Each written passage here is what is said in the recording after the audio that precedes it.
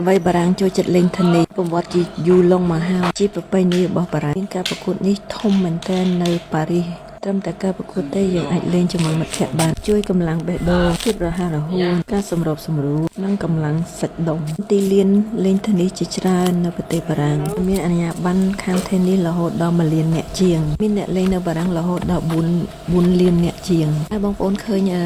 គ្រូធានីច្រើនមែនតើនៅស្រុកខ្មែរដែរក៏ជាកីឡាដែលថ្លៃតែរៀននៅសាលាឬក៏ហៅគ្រូមករៀននៅផ្ទះបារាំងបើគេមានដីធំគេតែងតែធ្វើធានីខ្លួនឯងដូចនៅផ្ទះខ្ញុំអញ្ចឹងមិនមែនអ្នកទាំងអស់គ្នាអាចធ្វើបានទេវាថ្លៃបើគេមានធានីខ្លួនឯងគេជួគ្រូមកលេងដល់ផ្ទះគឺជារឿង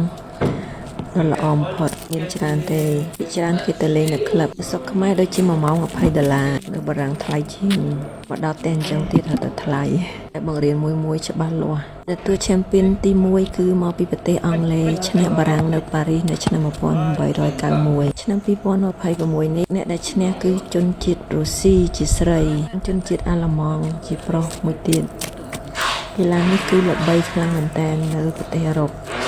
គឺតែងតែនិយមលេងពេលនៅវ៉ាកងព្រោះជាកីឡាដែលគេលេងនៅខាងក្រៅផ្ទះអញ្ចឹងពេលវ៉ាកងបងប្អូននឹងឃើញនៅកន្លែងណាក៏មានធានីដែរសូម្បីតែនៅស្រុកខ្មែរយើងឃើញមានជីមខ្លះដូចជានៅសៀមរាបយើងឃើញគេដាក់ធានីដែរព្រោះជីមណាដែលជាបារាំងកាន់កាប់គាត់អត់ចោលឲ្យលេងធានីហ្នឹងហ្មងអញ្ចឹងបងប្អូនណាចង់